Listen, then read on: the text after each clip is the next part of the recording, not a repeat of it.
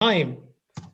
Yeah, I haven't seen you for a long time. It's really crazy how the time flies. Yeah. What are you up to lately? I I was not up to English learning or podcasting. That is for sure Ah, because I got a bit overwhelmed by mm-hmm, different things, so I mm-hmm. stopped for some weeks, right? Okay.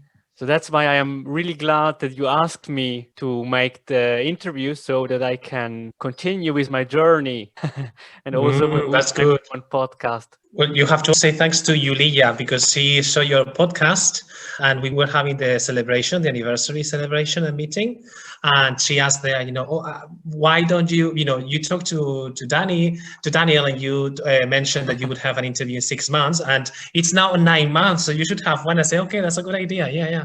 So yeah, it was because of her that I remember. Yeah, that is really nice. And I remember that one thing that I asked you on our first Mhm. interview was, where do you see the MAOFEN group in about 6 months? You said something like the most important thing is that the members become family, right? Or the MAOFEN Mhm. become family. And this was so heartwarming, right? Because I felt in general when I was speaking to you, I felt that it's not just some words that are coming out because it's really what you feel and how you are as a person, right? Because I have the impression that you don't seek big money, right? So for you, it's the people who are important. That is my opinion. And now I wanted to ask you, so what happened in the meantime? And did you reach the goal or did it come true? Yeah. Well, I think it's actually an ongoing goal. It's always going to be there. Something that it's like, that it should be always in our horizon, never to lose on that goal. I think, though, that we have become more of a family, especially for those who are more in the group and who are more committed and who are participating often. They feel that more, of course, than people who we haven't seen at all yet. But yes, there's that feeling of a family, kind of, of a place where you feel at home, where you feel coziness, you feel togetherness, where you can share not only, ideas and knowledge, but you share compassion and you share love and you share other things. So definitely, although the title is MAOFEN Masters of English, I feel that is gone beyond the learning, the English learning. Okay, it's beyond that. It's much more than that. I think I've said this before, but I don't want to mean that MAOFEN is the greatest thing of all. No, that's not the case. It's just that it has become a nice group, a nice bunch of people trying to help each other, trying to motivate each other, encourage each other. So yeah, definitely, I think it has become a family. We have had, though, a roller coaster because I don't know if you remember that I said to you, it was not important for me to have a lot of members. And there was a moment when actually I started doing a bit of cleansing. So I started to call people, like once a week, I will create a post and I will tag people who didn't participate at all, trying to kind of like push them, a little bit, give them that extra boost of energy to participate in meetings. But there was a moment when I realized that in the end, you cannot push people to do things. If they are up to it, they will do it. And if they are not, they won't, even if you force them. So I changed the approach or the way I was viewing this. I think also because I was reading and watching Stephen Krashen and Benico Masson, who are really into language acquisition and reading. And they talk about a lot about first, you need to have lots of input that is comprehensible and fun and compelling. And then you don't force people to talk. Whenever they feel ready, they will talk. So with that in mind, I kind of like changed completely the dynamics and I stopped asking people to come and join me for a meeting, for a conversation. And now we are on a different situation. I accepting people, we are adding people in the group. If they want to participate, that's fine. If they don't, that's fine too. Feel happy to join whenever you want. Feel happy to talk whenever you want. That means that you don't kick members out of the group. No, Or no. no, I used to because kick members out of the group, but I don't anymore. Yeah. yeah, but this was something that impressed me quite a bit because instead of kicking them out because they were not at all participating And yeah, as you mentioned before, you have made a post, you tagged them, and you gave them the opportunity to even to talk with you in like in a one-on-one session, or maybe with others. Yes, And yes. I mean, this is not something that is self-evident, right? Because you care even about your members which are not active, right? This is special to me. And in that context, I would like to know the person or the persons that you contacted, what did they say to you? Why didn't they participate? Or were there people who you could kind of convince to participate more often? Well, I have to be honest, of all the people that I contacted, well, that I tagged, and I tagged lots of people, about in the space of 10 weeks, about 200, 300 people almost. I really got to talk to really few. Okay, 10% of those, it's about 20, 30 people. And generally speaking, the reason was that some of them didn't understand the group. Okay, didn't understand the group yet. They didn't know how we worked. Okay, so it was a question that they didn't know how we work with the meetings, how the meetings worked. I mean, it's like they didn't know about the schedule. And I found that many times people are reluctant to ask questions, to really find out how something works. And I think probably this is kind of like a trend, people are not, in that sense, they are not proactive, because I would expect people to just join the group and say, okay, I don't understand how this works, I'm going to ask. Okay, that's what I would expect. But then you did not realize that's not true. People sometimes don't ask questions. They feel probably shy or embarrassed, or they just don't want to ask. So by having the conversation, I didn't have to persuade them. I didn't, it was very easy, because once we talked, they realized that it was easy. And once they realized it was easy, they just wanted to join the groups and they wanted to join the meetings. So I didn't feel like having to say to them, oh, come on, you have to join us, because no, nothing at all. It was like, yes, we have good meetings and you can join whenever you want. Feel free to ask me any questions. Meetings are here. I'm going to show you, blah, blah, blah, blah, blah. And they were like, oh, great. Okay, so I want to, as soon as I can, I'm going to join the meetings. Perfect. Great. So it was quite straightforward, really. Yeah, okay, I see. And there was a time in which I think there was a problem in having enough hosts, right? In having enough people who are leading the Zoom meetings. And I don't know if you want to explain a little bit, or tell us if this has been resolved. Well, first of all, and thank you for asking that question, but first of all, I want to again highlight that this is a collaborative project. Okay, so this is not run by one person. It's actually run by, thanks to the help of many people. So hosts are an important part, because without hosts, we wouldn't have meetings. And without meetings, then there's not speaking practice moments for us. So there were times that it was difficult, because I probably was the only one, where I had Hamura or Jason, but then I started getting busy and it was difficult. So there were moments where Hamura, for example, helped a lot, because he would persuade people to help him, to help us. Just to say, okay, why don't you try once? And once people try hosting a meeting, usually they like it. So once they like it, they're hooked. And once they're hooked, you don't have to do anything really. They want to continue by themselves on their own.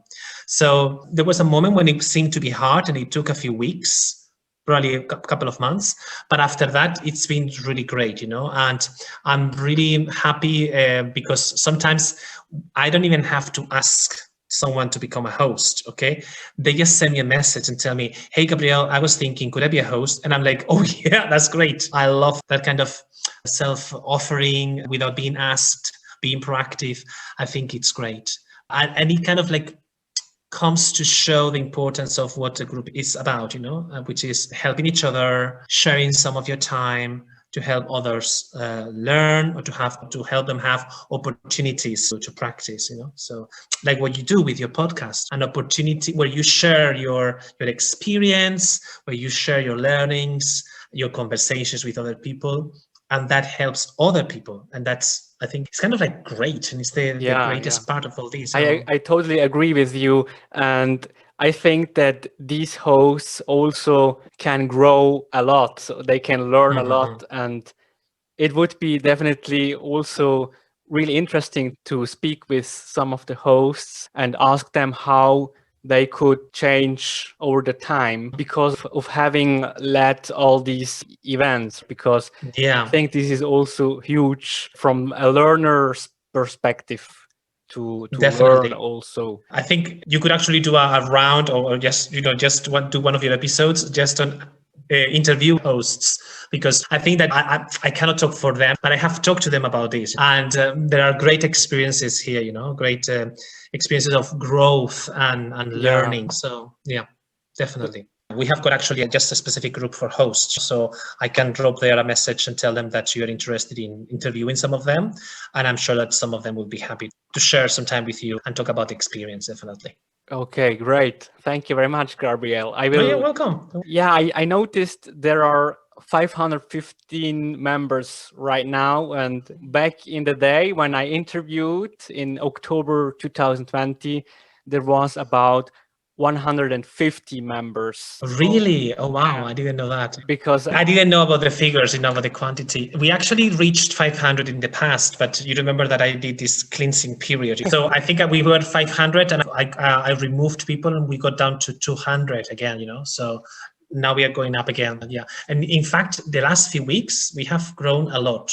Like every week we are having about 30, 40 people. I mean, for the size of our group, it's a lot. 30, 40 people per week. And in the last 2 days, I think we have already 20 people signing in. okay, So yeah, cool. I don't know what's happening. I don't know how but I think that's the good part, and that's what made me change a little bit the perspective. I've talked about this with my members, with the members of MAOFEN, about how many times I think about Mother Teresa of Calcutta. For me, she's like a role model to follow, to go after her. And sometimes I think, okay, what was her goal? What was her real goal? She just wanted to help people that were on the streets and give them food and a roof, a place to sleep, and clothe them. That's it. And she wasn't interested in fame or success. There was no bullshit about all this, Yeah. There was no need for her to be successful. She wanted to be the best girl in the world. No, she just wanted to help these people.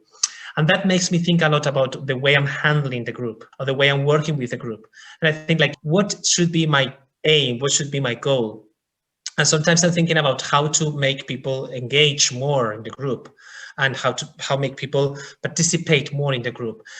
But I think that now we have got a nice bunch of people who are already engaging in the group, sharing content, doing activities. And then what I think is like, okay, but how do I get more people to take advantage of this opportunity? It's like, for me, it's like, how do I make sure that people that are on the street get to have a roof to sleep under, and to have clothes, So having that in mind, for me now it's interesting that more people get to know about us, not because of the spirit of MAOFEN, but because to have the opportunity of having conversations for free and sharing knowledge and being part of a collaborative project is a great experience. And so I feel like I don't want people to be missing out on that. Yeah, I can give you some tips on that because, tell me. MAOFEN is a closed group, right, on Facebook. So what you could do is to make a MAOFEN podcast, for example, because that way you can publish the content worldwide. You can reach new members and you can give insight to what you are doing. That could be something that is happening right now, like some projects or like a diary or whatever. But this is a great way to reach people.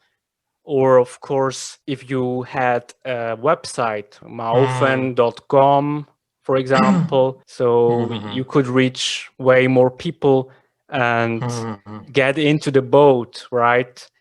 And yes, yeah, I understand. and for example, I mean, podcasting, if you don't want to spend money, you don't have to, because there are services out there which are absolutely free. For example, there is the service called Anchor, which is free and you don't need to It's the pay one anything.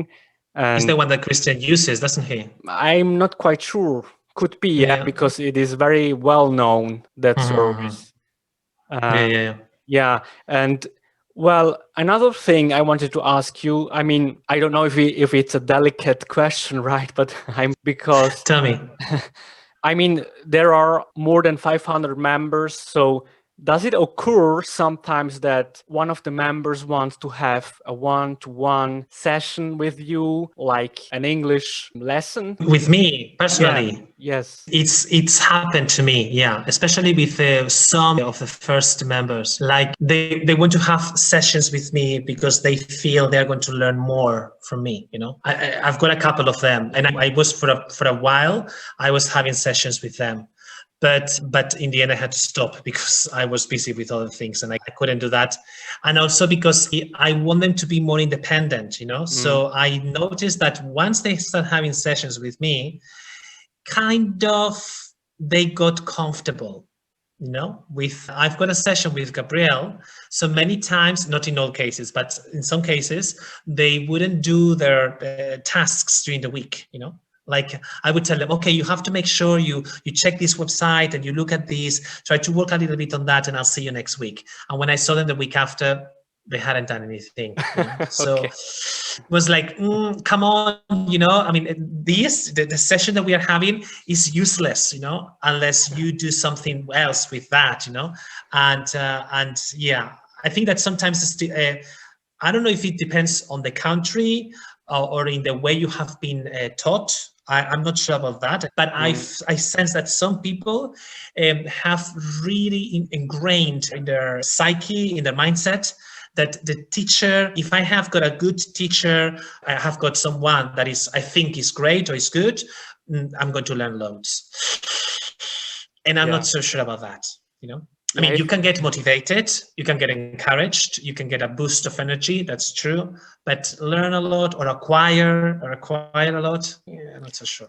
Yeah, I think there are people who rely too much on the teacher side. They expect them to like transfer the knowledge into the other brain, but no, it's us, Yeah. the learners, who have to do it finally, Yeah. right? And yeah, another thing comes to mind because I remember on our first interview, you mentioned Christian Saunders, which quite struck a chord with you because you really like his philosophy that everyone should have the opportunity to learn English and for free, right? Yes. And he is really special, and he influenced you in a very positive way, right? And I think that you influence other people also in a very positive way. So sometimes it's like a ripple effect, kind of. Do you know what I mean? I mean, sometimes, or maybe also in my case, maybe I have made an episode which another guy from, I don't know, from Africa, from Brazil, from wherever, they pick it up and then they get motivated and they do something new because they got influenced or they got an idea, and it's really beautiful in my view to see that, right? To Definitely. that we can have an impact, a positive impact on other people. Definitely. And the nice thing about it, I don't know if you would agree with me on that, but is that it's something that is completely unplanned. Okay. I mean, you do this because you want to do it, because you're passionate about it, because you want to help. That's it. You don't know where it's going to impact. You don't know it. So you just do it. And then suddenly someone gets influenced by that in a positive way, and you would never think about it. I have had conversations with some of the members, and one thing that they said is that after being with MAOFEN for a while, I have noticed that I'm starting to be more generous to other people, not only in MAOFEN or online, but also outside in the real world. Like I'm being more compassionate, or I'm being more generous. And I felt so surprised, but like so overwhelmed with joy, because I thought like, wow, this is great. Like we are doing something, and it's something that we are doing for free. We want to help, and that's it. But you don't know where that is going to take the other people that are around you. So that's the greatness of giving and sharing. Exactly. It's just great by itself. This is really great. Yeah, go on. Do you want to say? something more? No, I Or was just just, saying that you mentioned about Christian Saunders, and I wanted to repeat that's yeah, true. Christian has. I am a member of Kangaroo English, but I of course I don't go. I don't use Kangaroo English a lot right now because I'm really busy with MAOFEN. But it's always there a reference, or Christian at least is a reference for me. Because. yes. It was him after so many months and I would say even years trying to search that kind of like recipe that would make me unique in the industry of English teaching, and suddenly I come across Christian is like, oh wow, I didn't think about this. So definitely was an eye opener, and that's going to be always there as part of my life, even if I would like to forget about Christian, which I don't, but if I would like to, it's not going to be possible because it's what created then the things that came afterwards. So yeah, the ripple effect is powerful, simple Yes, but powerful. definitely. I mean, I Mhm. wasn't that active recently in the group, but nevertheless, Mhm. I am still there, right? So it's not that Yes. I have forgotten about the group. I still think it's really a great group and all of that. So I'm just saying, yeah. So it was the MAOFEN's birthday, right? On the 1st of May, I think.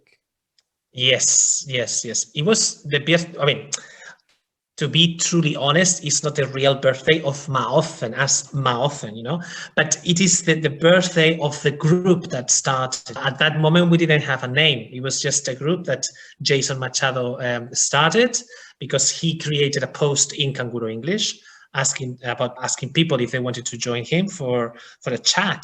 That was it. Chat about self-development and interesting topics going beyond the typical how are you and what's the weather like in your country, and that was the day, the 1st of May, that everything started. So yeah, we celebrated it last 1st of May. Yeah, it was our first year. We're a baby. We're just a baby. Yeah, and at the same time, I think there was a magazine published. I mean, a self-produced digital magazine made by Yeah. by a lot of the members. Maybe you could Yeah. say something about that. Yes, of course. The creator of that magazine, the person behind that idea was Omar, Mr. Ice Cream from Ecuador, and he was the one who actually suggested to do that, and he was the one that put everything together. And then he asked people personally to, can you send me a writing, sometimes talking about a group, or sometimes talking about their country or any topic they wanted to talk. So it was kind of like trying to show not only the people experience in relation to the group, but also the writing skills if they wanted to share the writing skills. So yeah, it's a nice magazine to. I don't know if you have been able to. Have you seen the magazine? Have you Yeah, flickered I've through the seen pages? it, and I have Okay. read some pages, but not all of it. But I have seen it, and it was Mm-hmm. really beautiful to look at. Yes, with a lot of Yeah. pictures and that. Yeah, it's a nice thing. Actually, an idea came out from that, and is that a possibility of creating a magazine, not for every month, but maybe I don't know, like a bi-yearly magazine, maybe something like a summary of that semester. But I don't know if that's going to happen. But it will be an interesting thing, So we'll see. And that's what I love about MAOFEN, because you never know what comes next, right? Because there are no Yeah. rules about that. I mean, you can be a host and you can cover a topic which you like, and then make a Mm-hmm. Zoom session with the members. Or, for example, Mm-hmm. there is the accountability readers group, which I Mm-hmm. took part. Well, at Mm-hmm. least on the very first one, it was Mm-hmm. about the book called Miracle Morning, and this was Yeah. really Right. an amazing book. Well, not 100%, but the main idea about the book was really great, and I enjoyed the time with the members and Mm. discussing or writing about the book. This was or is like a book club, and I don't know if this is still going on. I think so, because on the chat there is still members writing, but I don't know which book Yeah. is now. They are right. They are ready now. Yeah, I know that Hamura was the one that started that group and the club, but I think that he's quite busy right now, so I don't know if he's able to manage that. So really, that was like an off project. It's like one of these sequels or TV shows that they they have got a run off and some characters go and do something else. So it's kind of like that. So Hamura created this. It's kind of like a project, a side project of MAOFEN. But that's the idea. And of course, it would be great if it continued and still grows and people read. But for me, the key there is that, and I wanted to highlight that in the latest meetings, this is a group made of learners. So there are learners trying to help other learners. And I want to emphasize that a lot because sometimes I seem like the spokesperson of MAOFEN because I was from the beginning. But really, it's a group made of learners to help other learners. So that's the great thing about it. This is not a group of teachers, of native people trying to tell you what you need to study. No, not at all.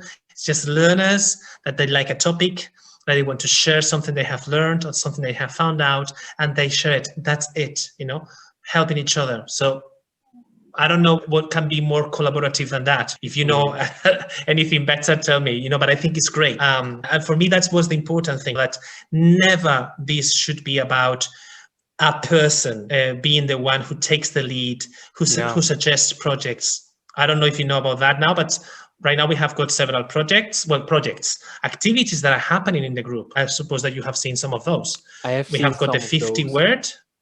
Yeah. So there's the 50 words, and that's something that Tatiana started, and Ludmila has been also participating on that. So they just create a post and they write 50 words short stories, okay? And that's great. And some other people then suddenly jump in and do the same. Sometimes I make a comment trying to respond to their post, and I try to use 50 words like a challenge, I'm going to use just 50 words. So it's a great activity, but it wasn't suggested by me. It was actually something that someone thought. Tatiana thought, oh, I could do this. Perfect, go do it. So that's the nice thing about that. That is really nice. And there is another project. I think it is called Chain Reaction. I'm not quite sure.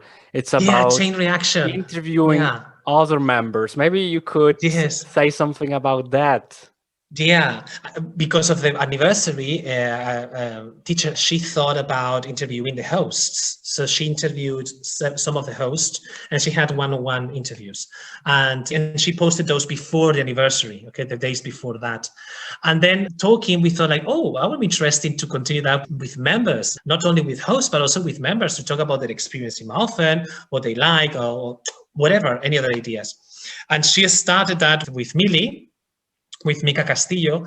She started an activity, and while they were doing the activity, Mika didn't understand what A was trying to say, because A was trying to interview members, and Mika understood that she meant, okay, I interview you, and then the next time you interview someone else, and the next time that person would interview someone else.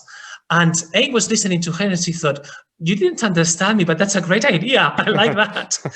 So suddenly that activity has started, Chain Reaction. So we already have had the interview of A and Millie, and Millie has now interviewed Willie from Indonesia.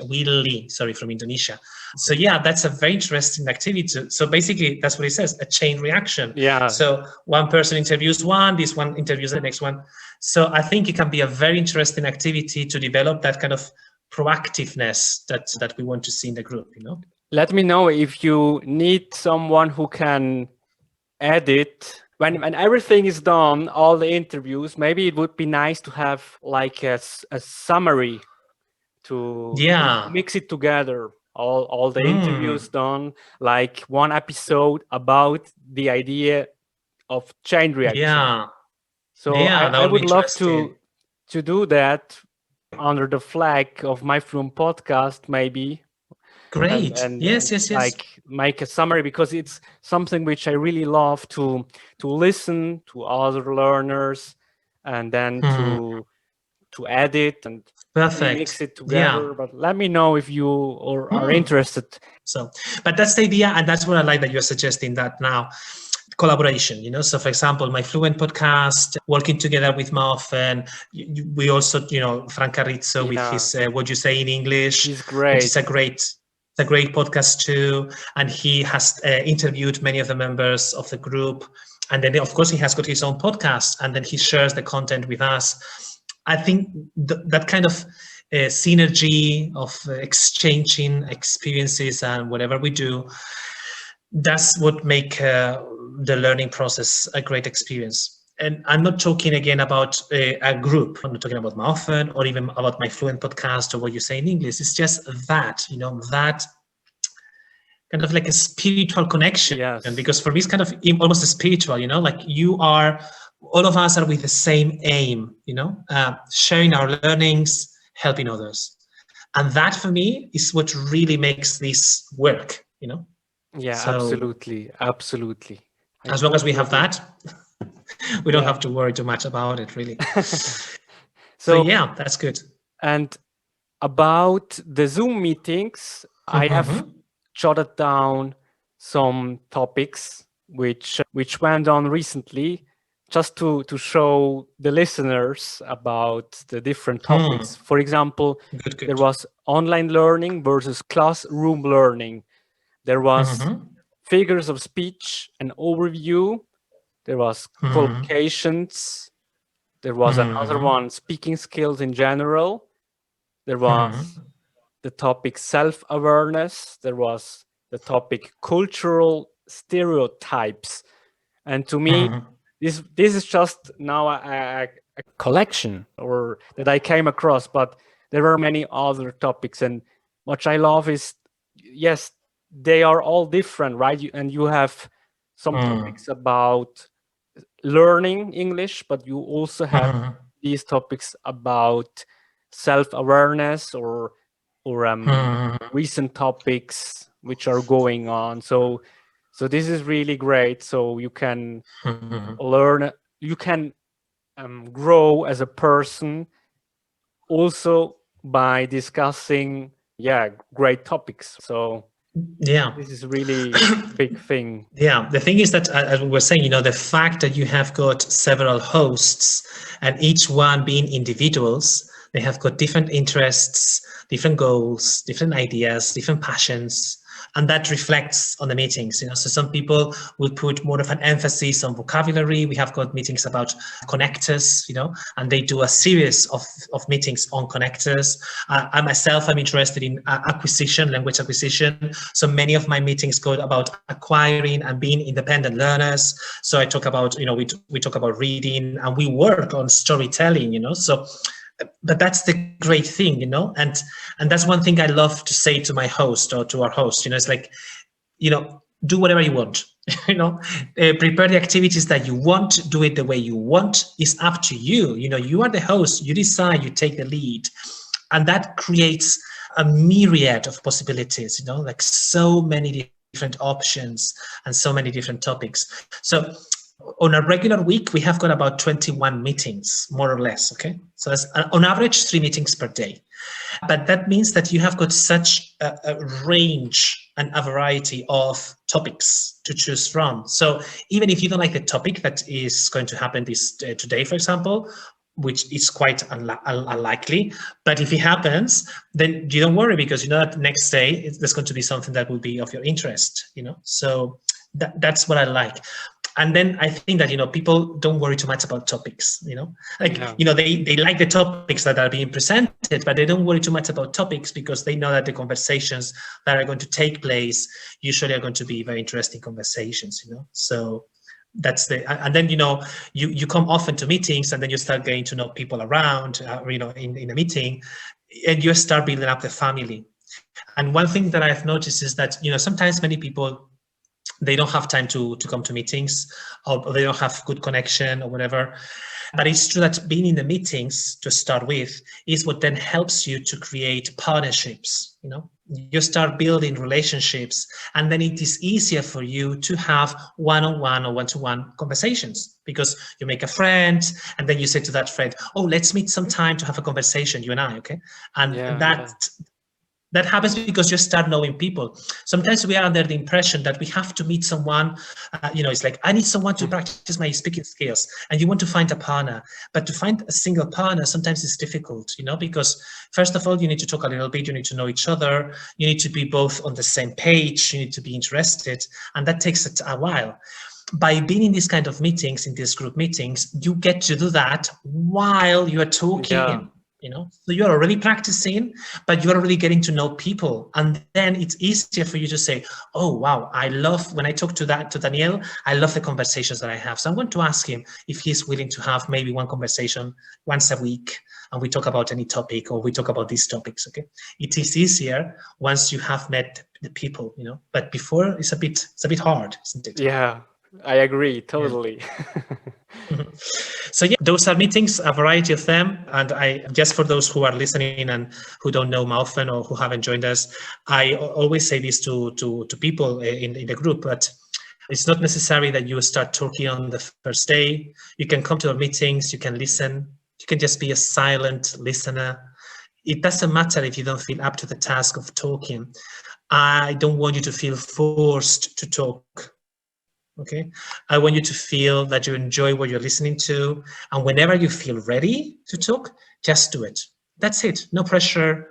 Come and go whenever you want, because I do believe that the more relaxed you feel about using the language, the easier it's going to be for you.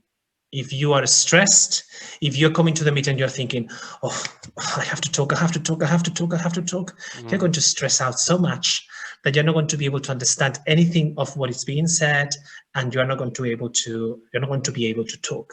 But if you're relaxed, if you know that it doesn't matter, that you can talk whenever you feel up to it, when you feel ready, there's kind of like, there's a burden on your shoulders that it's lifted up, and you forget about it. It's like, okay, now I can just enjoy. Okay, I can just have fun listening to these people, and whenever I am ready, I will talk. So yeah, I'm saying this to everyone, but please feel that freedom, of talking whenever you are ready. And where exactly can we find Masters of English? Okay, thank you for asking. Masters of English is on Facebook. Just search for MAOFEN, MAOFEN, MAOFEN, Masters of English. And there we are a Facebook group. We also have got some messenger groups, and you can join us whenever you want. In the group, in order to access the Facebook group, as it's a private group, you have to request access and answer some simple questions. And then we will accept you, we will add you, and then you can start exploring the group. You will see our schedule as soon as you get in, and then you can see all our meetings, the times for that, and also the link to Zoom, because we always use the same link in Zoom. So you don't have to think too much about it. It's always the same. So that's it.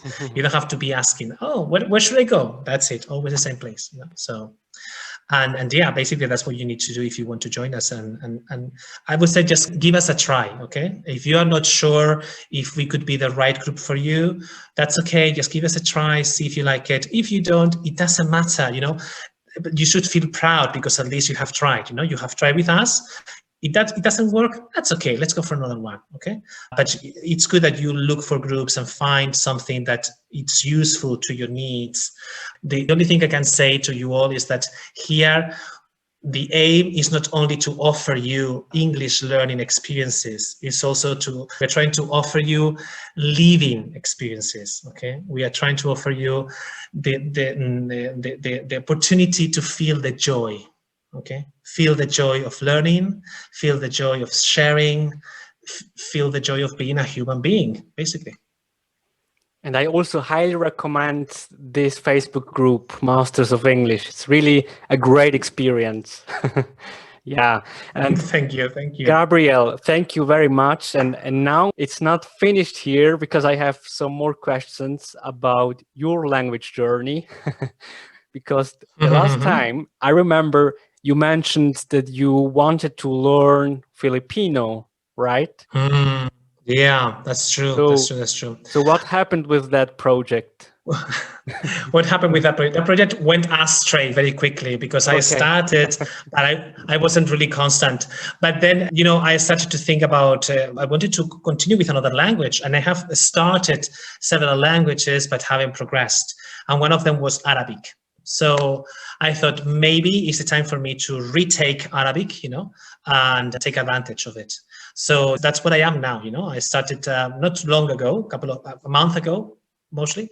And right now I'm on the refreshing process, let's say. I'm remembering things, and I'm trying to use the language acquisition or the input theory, okay, kind of like a Krashen's idea of have lots of input, like reading and listening. So basically, I'm doing some, let's say, textbooks, but I'm just worried about the listening. So I'm reading the text, I'm listening, but that's the only thing I'm worried. I'm not trying to write myself. I'm not trying to pronounce yet. I'm pronouncing a little bit, but focusing only on listening and understanding. And I'm quite excited about that. I'm quite happy with that. So that's my project right now, taking up Arabic. So we'll see where it goes. Are you listening to audiobooks, or what kind of resources do you listen to? Right now, I'm using a textbook that is online. That you also have got the audio tracks. They are on SoundCloud, so you can do it for free. But also have got LinkQ, the app by Steve Kaufman. There you can learn about 20 languages if you want to, and that one gives you small texts that are audio and with written format as well. And I also have got Bilingua, which is another app that tells stories. And the stories are in the language that you want to learn, and then the mother tongue or the language that you want to use as the L1. In my case, I'm using English as the L1, and I'm trying to use those two. But there was a moment when I started that was quite okay, but then I found it to be a bit complex. I didn't understand anything, so I thought, okay, let's go back to the textbook. Let's go back to revision. Let's go back to refresh everything. And I go from time to time to these two apps, LinkQ and Bilingua. Try to listen and see if I understand a bit more. But the first thing I do is I don't feel stressed about not understanding, So when I don't understand something, I feel okay. It's like, okay, I'm not ready for that yet. So I'm going to go back to the basics, okay? So I continue listening to these units of the textbook. I don't think about grammar. Even when I look at vocabulary, I don't try to remember vocabulary. I'm not making the effort to remember vocabulary. It's just what I've listened, So if something comes up several times, in the end, I remember, And when I feel that I've done a bit, I go back to LinkQ and Bilingua and try to check if I understand a bit more. You know what I'm doing? I see, yeah. This is a bit my approach right now is that one.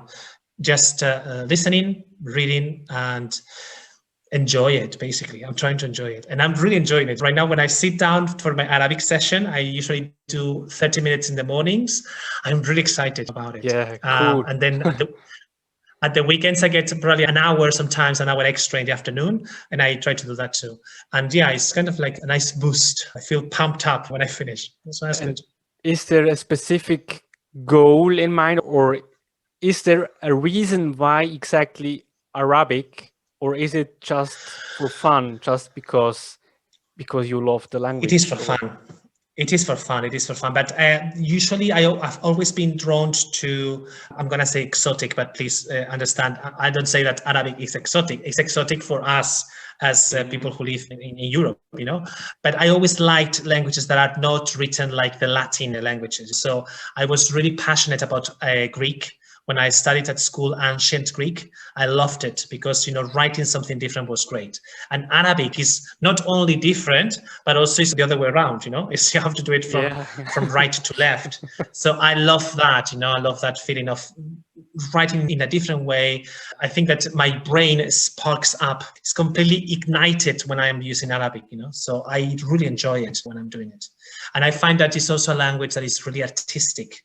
Not only by the way it's written, but in general, it's really kind of like, it's is really, it loves the poetry, it loves history and literature, and I like that as well about the language. So yeah, it's basically for fun, because I have fun, and also because it was something that I did in the past, and I wanted to retake and see where I go when I go from there. But as I say, I'm taking it really easy. I'm not planning to take any tests, any exams. I'm just doing it because I want to have fun. So basically, that's it. So it seems to me that, Gabriel, you are very dedicated to picking up languages, to teaching languages. So in a way, I think you are immersed. You are immersed, for example, into English a lot, right? So my question is, so your mother tongue is Spanish. Does it occur to you sometimes that you can't find the words in Spanish, so that they are maybe in your head? There is an English word, but you can't remember it when you are speaking in Spanish, or something like that. That happens. That happens. And sometimes my friends believe or think that I'm being posh, or I'm trying to be like, the clever one in the group. And it's not. It's not actually. I can't remember the word in Spanish, but I have got the word in English. So yeah, it happens. It happens often. But that's okay. You just get used to it and do it. But yeah, Yeah. it happens. It happens. This is really funny, yeah, but it's also beautiful. I think. Yes. and Yes. I remember Tell me. the last time we spoke a little bit about your English journey, but we stopped right there. So where you were learning English in England, so you were in the ice cream shop, and it was really hard for Yes. you to use the Yes. language, right? So your approach was really practical. It was a practical approach, not theoretical approach. So I know that you are an interpreter, right? Or a translator. Interpreter, yeah, translator. What was the story about that? I mean, when did you decide to become interpreter? Well, actually, I came back. I was already back in Spain, and while I was here, I had to start working. I was teaching English, but also had to work as a waiter to get some extra money. So there was a moment when I decided I don't want to be a waiter for the rest of my life, and I would like to do something different. And I loved English. I really liked using the language, and I thought, well, I probably could consider doing some. Translation studies, and that's why I decided to do it. It wasn't something that I dreamt when I was a child. It just came up as I was thinking, well, I like the language. Sometimes people ask me to help them with translations, so why not give it a try, and see what happens.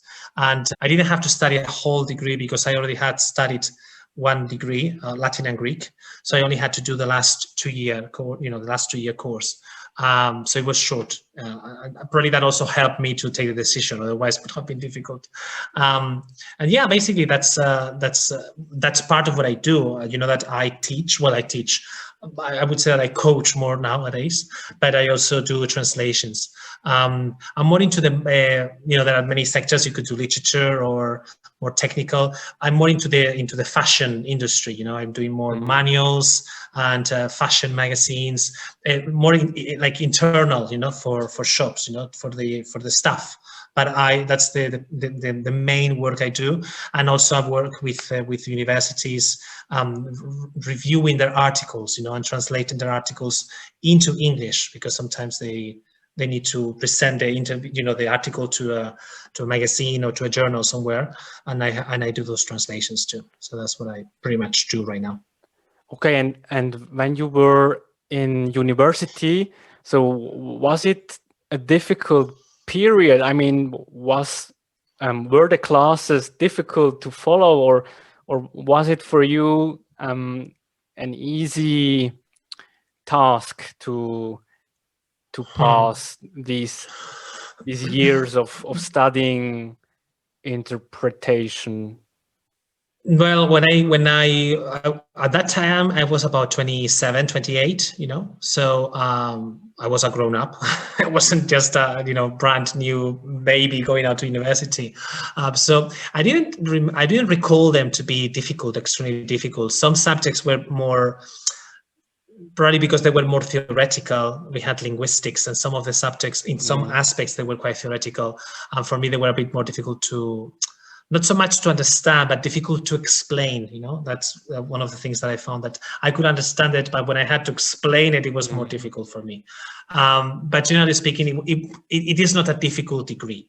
It's not a complex degree. As long as you work at home and you do your translations and you practice your interpreting skills, it's something that you can do nicely. I mean, it's not extremely difficult. So would you say that the interpreting skills are easy to learn, right?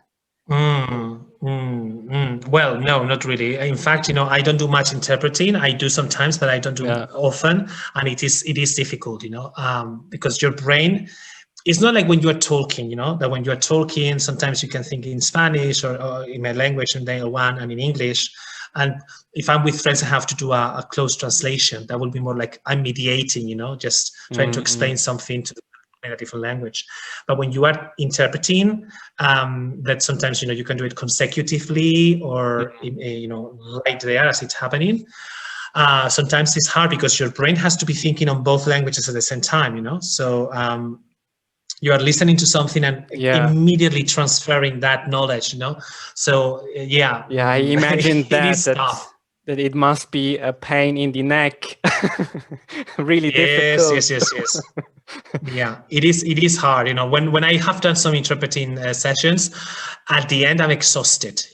I'm exhausted at the end of the session because my brain is really tired. Maybe I've done, I don't know, 2 hours or 3 hours, and I'm really tired. So.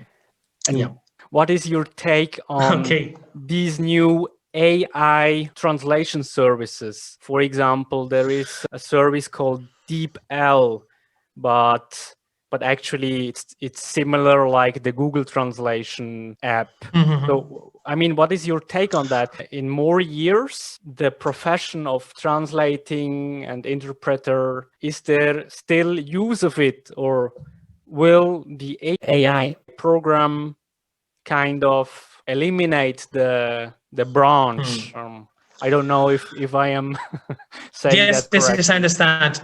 No, that's if the field of translating will disappear. I think that there are some things that cannot be translated automatically, and even if they are, they need a supervision. It's like, for example, if you think about, imagine a factory that makes cars. Once the factory has made everything with robots, the workers, the blue collar workers are not needed. The typical guy or girl that had just to tighten a bolt or do something that was physical, they are not needed any longer. But you need engineers, because they need to check that everything is correct, and you need an audit to check that the work is being done correctly, and the engineer to check that the machine is working properly. In this case, in the case of translation, you will still need someone to do a revision of that, to check that everything is correct. I've used DeepL, and I think it's a really good tool, Some people probably disagree, but I have used it many times. And the good thing about DeepL is that actually you can put yourself, the mouse before the word, and it suggests other possibilities, so it's great for synonyms and collocations. So it can be a really good tool, but still it needs the last check from a human, let's say. And then if you're moving in the world of literature, it's not possible, because literature is, even when you are translating literature, you are recreating the text, so you are not just translating word by word, you are sending the meaning as well. You're inferring the meaning and sending it. And sometimes a joke that cannot be translated into your language, you have to create a different joke, So there are some aspects of translation that I don't think will be ever, I don't know, maybe in the future, but with artificial intelligence, it's still a bit difficult. But the more technical ones, or the more repetitive ones, like the ones I do, for example, for sure, you can do them with artificial intelligence. And except for minor mistakes, I think it would be easily understood, So.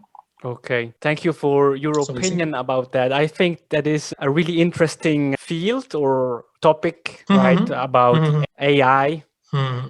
in the AI. future. Mm-hmm. The time went by really The time quickly. is up. And I thank you very much. This was really, really a great conversation. I loved it. It's as if I knew you for longer time, right? Because I mean, we were in contact, we wrote to each other, but always when I am speaking to you, for me, it's like it's a friend, like a friend who I know or who I know at least partly, right? So I mean this in a positive way.